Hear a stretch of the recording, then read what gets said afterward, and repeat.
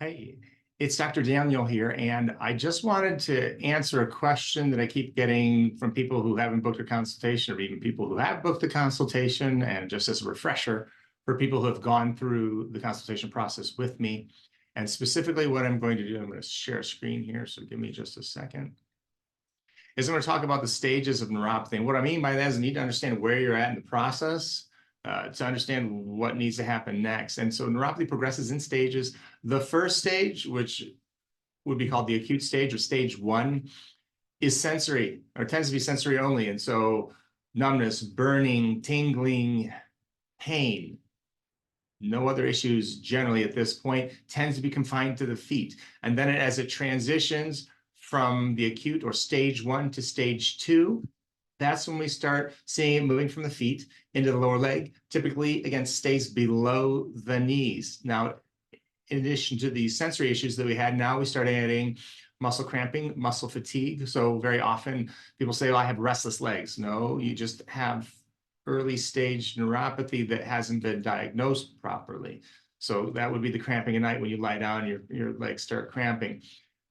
Number 2 is swelling. So you can get swelling in the feet, the ankles, or the lower legs. And then as we move from stage 2 to stage 3, it will move above the knees into the thighs. And 2 more things adding. So we'll get weakness in the thighs and we'll get balance issues. So people will be like, have to use the arms of the chairs to get up and down because they feel weaker.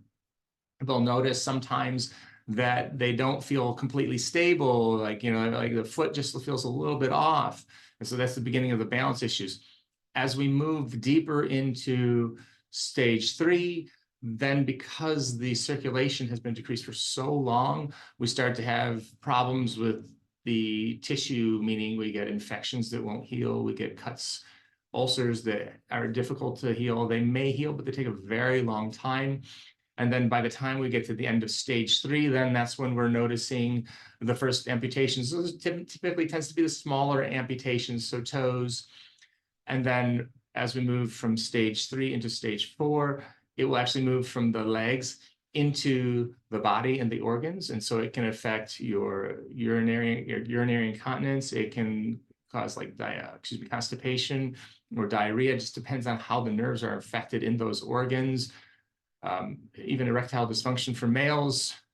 Again, that's all just a sign of the progression of the neuropathy. And so once we understand where a patient is, then we can look at applying the 3-step formula, which I talk very often. So we have some sort of metabolic inflammation, which leads to a loss of circulation, which then causes nerve damage. And so we don't want to just focus on the nerve damage because that's coming at the end of the process. We need to look upstream. The analogy I like to use is you've got your house on fire, all the alarms are going off, you call 911, the fire trucks show up, firefighters run inside, and they pull the batteries from all the fire alarms, and so now it's quiet. So that's what happens when you just treat the nerve pain or the nerve dysfunction and don't address the solution. So we want to put the fire out, and that's what our process does. If you have questions, of course, please feel free to let me know. You should have our contact information by now. If you don't, I'll include it below.